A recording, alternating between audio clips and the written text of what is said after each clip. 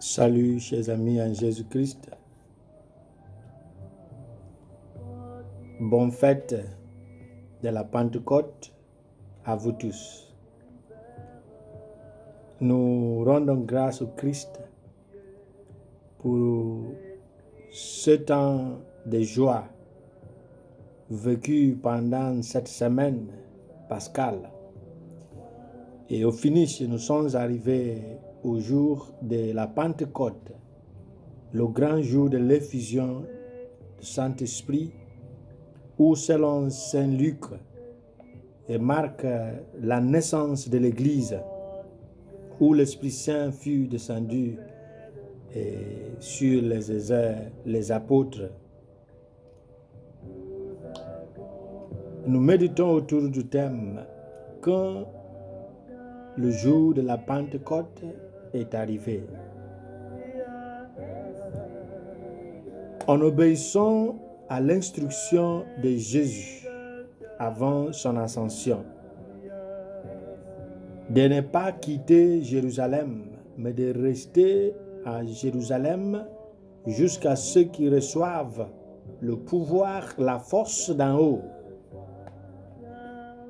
Selon Luc chapitre 24, verset 49.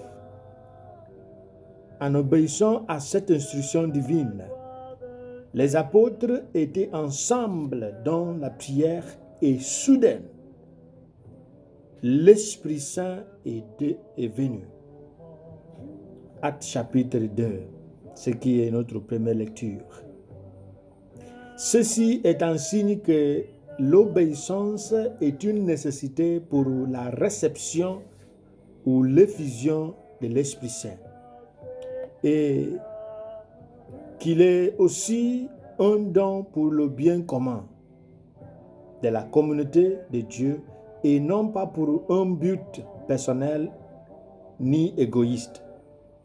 Parce que la descente de l'Esprit Saint a eu lieu au cours d'une réunion en prière, selon l'instruction donnée.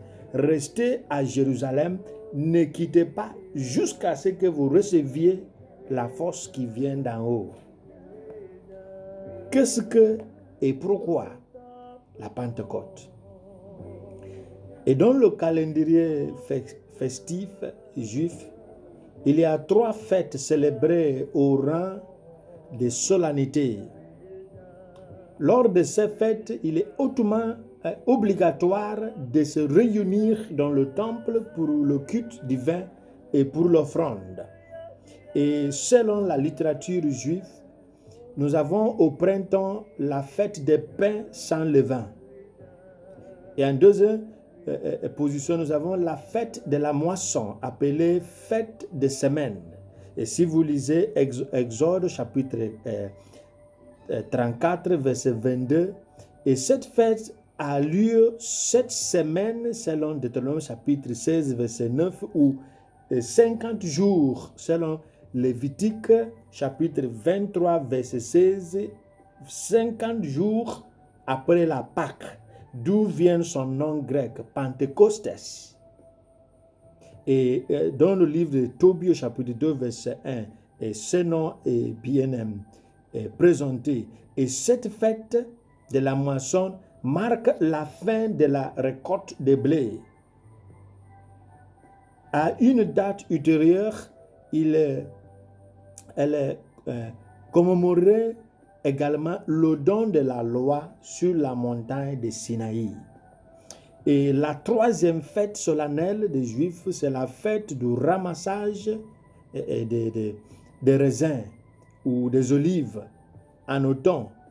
Et cette fête est appelée la fête du refuge, ou si vous voulez, la fête des tabernacles. Et dans le Nouveau Testament, la Pentecôte marque l'inauguration de l'Église par la venue de l'Esprit Saint. Et cette version, c'est la version de Saint Luc. Et d'après Saint Jean, la naissance de l'Église est venue juste après la résurrection, pendant les apparitions où Jésus est venu visiter et ses disciples enfermés par peur des Juifs. Il dit, la paix soit avec vous. N'aie pas peur. En le soufflant, il dit, recevez l'Esprit Saint. Comme mon Père m'a envoyé, je vous envoie. Et aujourd'hui, nous marquons la version de Luc qui nous dit que la naissance de l'Église est grâce à cette fête de la Pentecôte. Et de ce qui précède, ce jour est un jour de glorieuse procession dans le temple sacré de Dieu avec une soif insatiable pour le Seigneur et son lieu de culte, semblable à la soif d'Anseph à la recherche des eaux vives. Et si vous lisez Psaume 42, verset 1 à 2, Pentecôte devient maintenant l'aube de l'activation divine. L'aube de l'activation divine. Et Saint Jean fait l'écho lorsqu'il disait de son cœur, ça veut dire du côté de Jésus, coulera un courant d'eau vive. Et par cela, il parlait de l'Esprit que ceux qui croyaient en lui devaient recevoir, car il n'y avait pas encore d'Esprit parce que Jésus n'avait pas encore été glorifié. Jean chapitre 7, verset 37 à 39. Et cet Esprit qui découle du côté du Maître a donné naissance à l'Église. Si Jésus, dans l'Esprit, nous avons reçu, a plu au Père, nous sommes passés donc habilités à plaire à Dieu, car nous ne vivons plus sous l'impulsion de la chair, selon Galates chapitre 5. Il nous permet de garder les commandements de Dieu par amour. Et Jean nous dit au chapitre 14, verset 15. Et non par peur d'être punis. Et si nous obéissons à la loi de Dieu, c'est par amour parce qu'il est notre Père et non pas par peur d'être punis.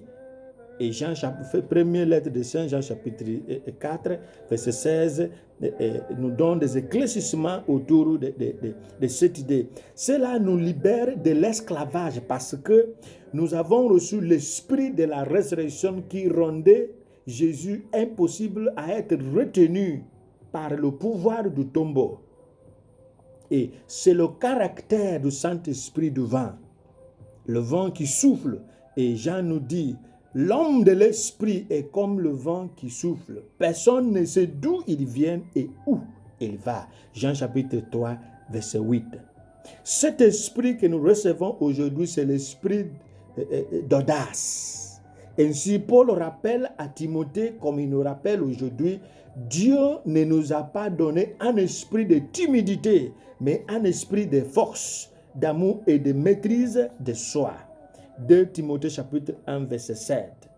Cet esprit dont nous parlons, c'est aussi l'esprit de la langue, pour une connexion en profondeur avec l'esprit dans la prière dans l'esprit. C'est l'esprit de Dieu qui se permet d'intercéder pour nous lorsque nous crions Abba Père, dans des moments où nous ne savons pas comment mieux prier. Il plaide avec un profond gémissement selon la théologie d'adoption de Paul dans sa lettre aux Romains chapitre 8 verset 26, que l'Esprit de Dieu intercède pour nous avec un gémissement profond. Cet esprit nous apprendra comment aimer et comment obéir à Dieu de Jésus-Christ. La présence de l'esprit est hautement contagieuse.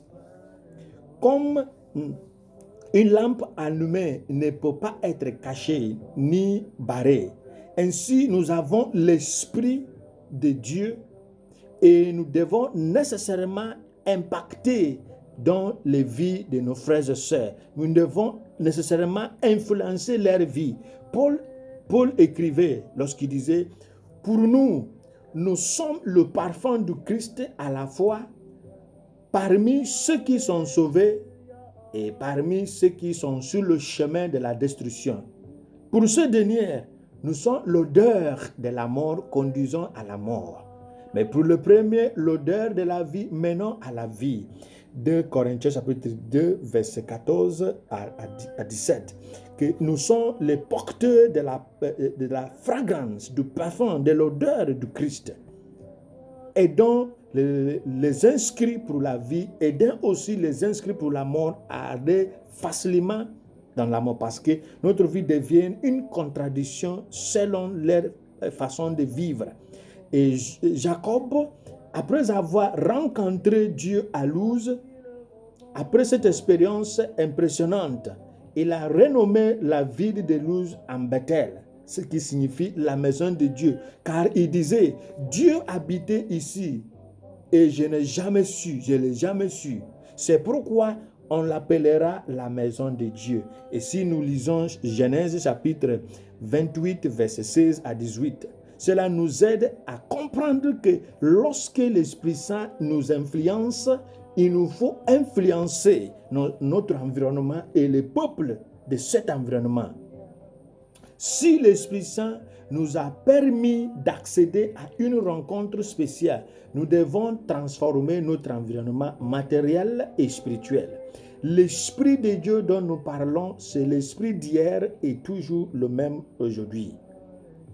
Nous avons à le recevoir et nous allons le recevoir, et nous avons la mission d'amener les autres à le rencontrer. Que cet Esprit de Dieu, Esprit qui nous donne la sagesse, et selon la théologie de saint Thomas d'Aquin, qui a lu selon la prophétie d'Isaïe, il a mis ensemble les 7 dons de l'Esprit. Nous demandons au Christ que ces dons soient donnés, le don de la sagesse, de l'intelligence, du conseil, des forces, et de la crainte du Seigneur et de piété, et que cette force de connaissance aussi soit donnée afin que nous puissions mieux vivre notre foi chrétienne pour influencer notre environnement et pour au finish rester avec le Père qui a tant aimé le monde qu'il a envoyé son Fils unique, et son Fils à son tour, lorsqu'il partait, a envoyé son Esprit qui nous guide et qui nous garde intacts aujourd'hui jusqu'à ce qu'il revienne, qui nous accorde sa bénédiction au nom du Père et du Fils et du Saint-Esprit. Amen.